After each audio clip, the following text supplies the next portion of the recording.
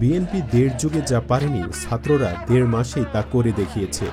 তাদের কঠিন আন্দোলনে শেখ হাসিনা কোনোমতে প্রাণ বাঁচিয়ে ভারত পালিয়েছে। এরই মধ্য দিয়ে বিএনপি নতুন করে ক্ষমতায় আসার স্বপ্ন দেখছিল।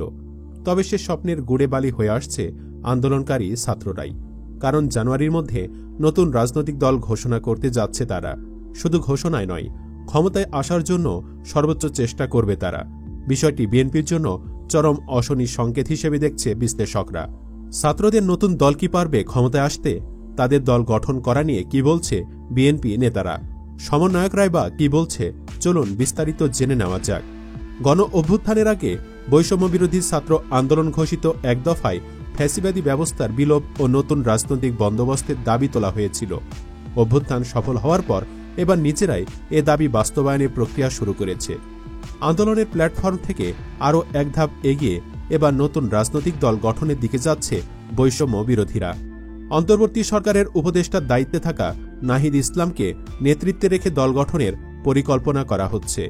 সবকিছু ঠিক থাকলে আগামী বছরের শুরুতে অর্থাৎ জানুয়ারিতেই আলোচিত নতুন রাজনৈতিক দলের ঘোষণা আসবে।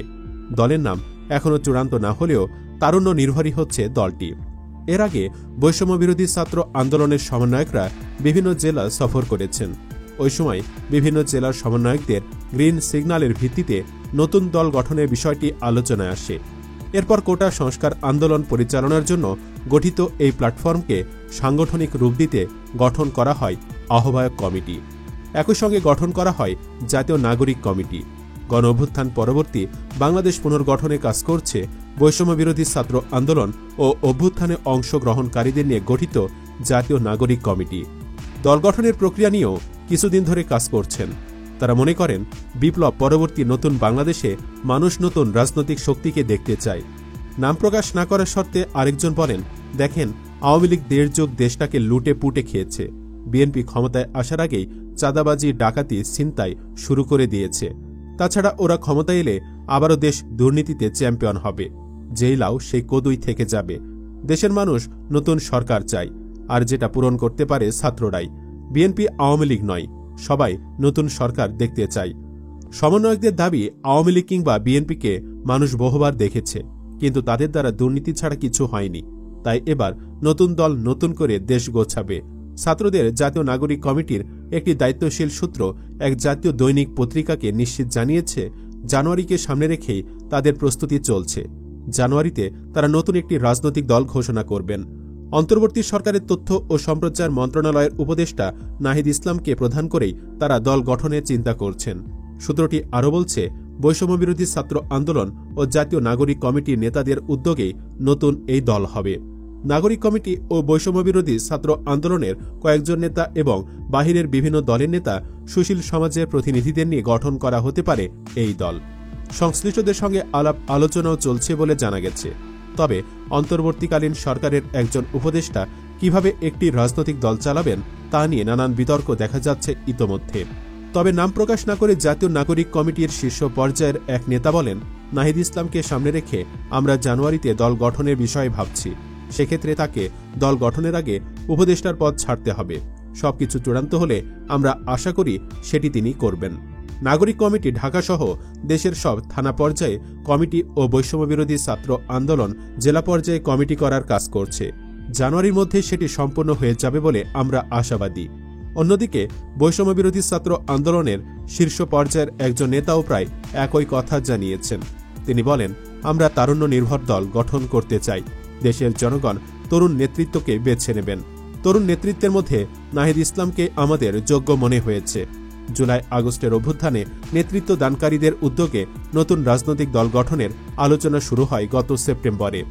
৮ সেপ্টেম্বর রাষ্ট্র পুনর্গঠন, ফ্যাসিবাদী ব্যবস্থার বিলোপ ও নতুন বাংলাদেশের রাজনৈতিক বন্দোবস্ত সফল করার লক্ষ্যে জাতীয় নাগরিক কমিটির ৫৬ সদস্যের একটি কমিটি আত্মপ্রকাশ করে। প্রায় একই সময়ে বৈষম্যবিরোধী ছাত্র আন্দোলনের নেতারাও বিভিন্ন জেলায় সফর শুরু করেন। ইতিমধ্যে প্রায় ১৫টি জেলায় তারা কমিটি ঘোষণা করেছেন। বাকি জেলাগুলো প্রক্রিয়াধীন রয়েছে। অন্যদিকে জাতীয় নাগরিক কমিটি ঢাকায় ২০টির বেশি থানা পর্যায়ের কমিটি ঘোষণা করেছে। এছাড়া সিলেট, চট্টগ্রাম, রংপুর, ময়মনসিংহ ও ঢাকা বিভাগের অন্যান্য জেলার কমিটিও প্রস্তুত রয়েছে বলে জানা গেছে। এই কমিটিগুলো নতুন দল গঠনে সহায়ক ভূমিকা পালন করবে বলে আন্দোলনের নেতারা জানিয়েছেন। বৈষম্য বিরোধী ছাত্র আন্দোলনের মুখ্য সংগঠক আব্দুল হান্নান মাসুদ বলেন, জানুয়ারির আগে আগে আমরা সব জেলার কমিটি ঘোষণা করব।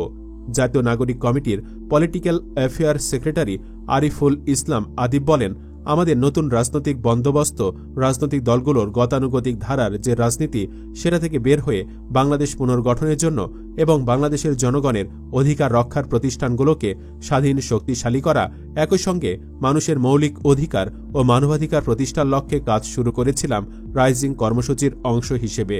ইতিমধ্যে আমরা ঢাকার 20টি জেলায় কমিটি ঘোষণা করেছি এবং অন্য জেলাগুলোর অনেক থানা পর্যায়ের কমিটি প্রস্তুত আছে। তিনি আরও বলেন, আমাদের ঘোষণাপত্র অনুযায়ী যে নতুন রাজনৈতিক বন্দোবস্ত সে আহ্বানে সাড়া দিয়েই অভ্যুত্থানে যারা সরাসরি অংশগ্রহণ করেছেন, শহীদ পরিবারের সদস্য, আহত সদস্য, নারী, সামাজিক সংখ্যালঘু, কৃষক, শ্রমিক শ্রেণী এবং এলাকাভিত্তিক সব জাতিসত্তার প্রতিনিধিত্ব কমিটিতে রাখা হচ্ছে। এর আগে অন্তর্বর্তী সরকারের উপদেষ্টা পরিষদ ও বৈষম্য বিরোধী ছাত্র আন্দোলনের মধ্যে সমন্বয়ের কাজ এবং উভয়ের কাছে নতুন রাজনৈতিক বন্দোবস্তের প্রস্তাব পৌঁছে দিতে গত 8 আগস্ট গঠন করা হয় লিয়াজু কমিটি। সেদিন উপদেষ্টা হিসাবে শপথ নেওয়ার আগ মুহূর্তে বৈষম্য বিরোধী ছাত্র আন্দোলনের সমন্বয়ক নাহিদ ইসলাম 6 সদস্যের লিয়াজু কমিটি ঘোষণা করেন। সংবাদ সম্মেলনে তিনি বলেন, লিয়াজু কমিটি আগামীর বাংলাদেশ রাষ্ট্রের নতুন রাজনৈতিক বন্দোবস্তের লক্ষ্যে সব অংশীজনের সঙ্গে সংলাপ ও প্রস্তাবনার কাজ করবে। লিয়াজু কমিটি গঠনের ঠিক 1 মাস পর কেন্দ্রীয় শহীদ মিনারে 8 সেপ্টেম্বর আত্মপ্রকাশ করে জাতীয় নাগরিক কমিটি। সেখানে লিয়াজু কমিটির সদস্যদের প্রায় সবাই রয়েছেন। বৈষম্য বিরোধী ছাত্র আন্দোলনের সদস্য সচিব আরিফ সোহেল বলেন, নতুন ধরনের রাজনৈতিক শক্তি, রাজনৈতিক দল অবশ্যই প্রয়োজন আছে। পুরনো দলগুলোর নির্ধারিত রাজনৈতিক আদর্শ আছে। 24-এর গণ অভ্যুত্থানের মধ্য দিয়ে নতুন রাজনৈতিক ভাব, রাজনৈতিক ভাষা জনগণের মধ্যে আকাঙ্ক্ষা প্রকাশিত হয়েছে। এই নতুন ভাব ভঙ্গন ধারণ করবেন তারা। এটা ধারণ করার জন্য নতুন রাজনৈতিক দল, রাজনৈতিক গোষ্ঠীর প্রয়োজন আছে এবং সেটা আমরা দেখতে চাই। নাগরিক কমিটির আহ্বায়ক নাসিরউদ্দিন পাটোয়ারি বলেন, গণ অভ্যুত্থানে যে তরুণ সমাজ এবং নাগরিকরা এসেছেন, ওই সময় তাদের মধ্যে একটা উদ্যোগের স্পৃহা দেখেছি। তারা নতুন রাজনৈতিক বন্দোবস্তের মধ্য দিয়ে দেশ পুনর্গঠন চান। সেই পুনর্গঠন ও উদ্যোগকে ফ্যাসিলিটেট করার জন্য গত 8 সেপ্টেম্বর জাতীয় নাগরিক কমিটি আত্মপ্রকাশ করে। আমরা এর মধ্যে গণ অভ্যুত্থানের স্পৃহাকে ধারণ করে বিভিন্ন জায়গায় কমিটি গোছাচ্ছি। ঢাকায় আমাদের 50% কমিটি গোছানো শেষ। সারা দেশেই কমিটি ঘোষণার কাজ চলমান। তবে অনেকের দাবি, ছাত্রদের ক্ষমতায় আসার স্বপ্ন কখনোই পূরণ হবে না। বিশেষ করে বিএনপি তা হতে দেবে না। বিএনপির সমর্থকদের দাবি, ছাত্ররা থাকবে শিক্ষা প্রতিষ্ঠানে, ছাত্র থাকবে নিজের ভবিষ্যৎ গড়ার কাজে। সেই ছাত্ররা দেশ চালানোর স্বপ্ন দেখলে তা হবে হিতে বিপরীত। মানিক নামে একজন সামাজিক যোগাযোগ মাধ্যমে লিখছে, নতুন রাজনৈতিক দল গঠন করা সহজ, তবে সরকার গঠন করা সহজ নয়। ভোট আর রাজনৈতিক দল গঠন করা এক নয়, যার সাক্ষী তৈমুর আলম খান ও শমশের মবিন চৌধুরী ছাড়াও আরও অনেকে। আকাশ লিখেছেন, বিএনপি যে কোনো মূল্যে ক্ষমতায় আসতে চায়, ছাত্ররাও চায় ক্ষমতায় আসতে। এমনটা হলে দুই দলের মধ্যে চরম দ্বন্দ্বের সৃষ্টি হবে। সুমন লিখেছেন, ছাত্ররা দল গঠন করলে বিএনপির জন্যই ভালো, কেননা ওরা ক্ষমতায় আসতে পারবে না। তাছাড়া আওয়ামী লীগের অবর্তমানে বিএনপিরও একটা বিরোধী দল দরকার। সমন্বয়কদের মধ্যে একজন নাম প্রকাশ না করার শর্তে বলেন, ছাত্রদের সামনে হার মেনেছে হাসিনাও।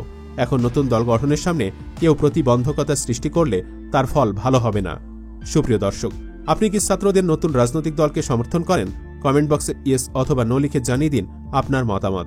ভিডিওটি ভালো লাগলে লাইক দিন এবং শেয়ার করুন। চ্যানেলটি এখনো সাবস্ক্রাইব করে না থাকলে সাবস্ক্রাইব করুন। ধন্যবাদ।